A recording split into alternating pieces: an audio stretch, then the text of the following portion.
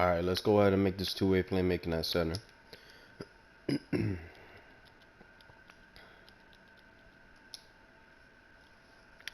Alright, so the pie chart we're looking for is we're going to go ahead and grab the defending and playmaking pie chart, of course. You can go ahead and also make the build full playmaking, but then the whole point of this build is to be able to play defense. Now, I went with the most speed, but you can also do this with the one that gives you the most speed and vertical as well, which is a bit more balanced. So those are your options. I'm going to show you exactly how I made the build, though.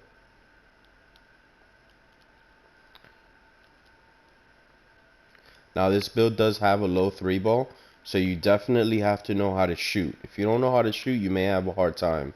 You're only going to get 10 shooting badges with this build.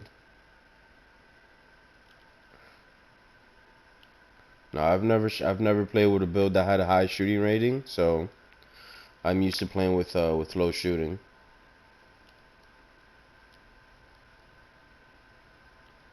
We'll come back to steel. That's the last thing we're going to go ahead and upgrade.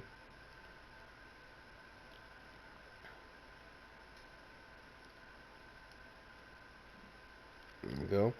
You see we got 1 finishing, 10 shooting, 18 playmaking, and 24 defensive. We're going to drop the weight all the way to 6'9". The reason why we're dropping it to 6'9" is because we're going to go ahead and try to unlock pro dribble moves. With the pro dribble moves is what's going to give you the opportunity to speed boost and be more effective on offense. Now, I went with higher weight so you can get that interior defense up. Once you hit 99.9, you get an 89 interior defense. So it makes it pretty difficult to score on you in the paint, even though you're only 6'9". So this is the weight I went with. So it's a bit of a balance where you get a good amount of acceleration, strength as well, and vertical. So you also got to figure gym rat into those physicals as well. So I already automatically have gym rat. If you don't, then obviously you can just go ahead and unlock it. Just play 45 games in my career, and then sim the rest of the games and play your playoff games. Make sure you win the championship, and you'll also get gym rat that way.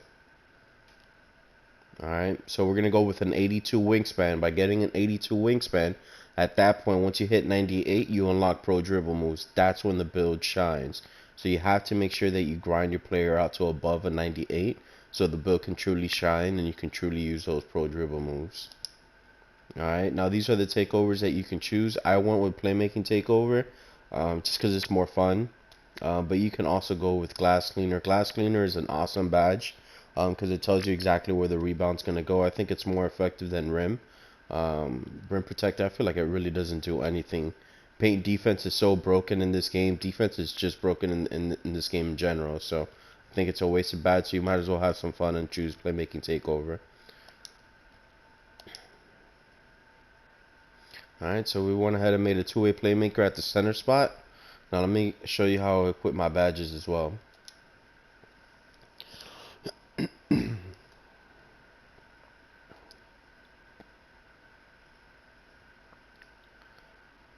This doesn't really matter, but alright, so at finishing, I like using contact finisher. Slithery finisher is also a good badge. I haven't really tested it out with just having one badge.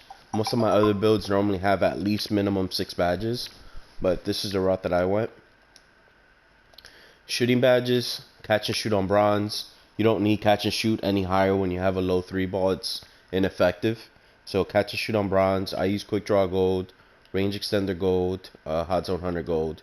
You could use quick draw on silver with jump shot 38. It's normally how I run it, but for some reason, just by having the title at center, your shooting is a little slower. Your jump shot is a little slower. So I just use it on gold. These are effectively the only badges you need. If you don't have hot zones, you don't have to use hot zone hunter. You can go ahead and use volume shooter in silver, and you can use corner specialist on bronze, or you can vice versa. You can use it like this as well. But I get hot zones very, very quickly in the park, so this is how I run it. Now for playmaking, I use bailout here. This is more of a of team play. This is my train of thought when I made this build.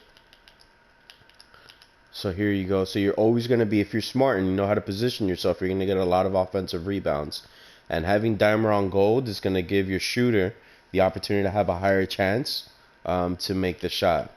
I know what you're thinking. Oh, they're shooters. They have a high three ball. They should make their shots anyways. I agree, but most of them don't. Alright, now for defense, this is normally what I run on 2s and 3s. So on 3s, I'll run box, Hall of Fame, rebound chaser, rim protector, intimidator, chase down gold, clamps gold, interceptor silver, and pogo stick on gold. Now that's what I run on 3s. On 2s, sometimes I may go this route and put moving truck just in case we get one of these post scorers. A lot of centers see you, they see you that you're small and they think that you can baby you. So you could always take that route as well. So you could run it this way. If you're going to be playing 2s. If you're going to be playing 1s, boom. This is the other route that you could run. But effectively, this is normally what I run. Even sometimes on 2s. Very difficult for me to get bullied.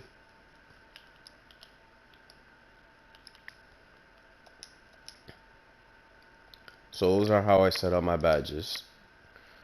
Alright, so that's the two-way playmaking at center. You guys enjoy the build.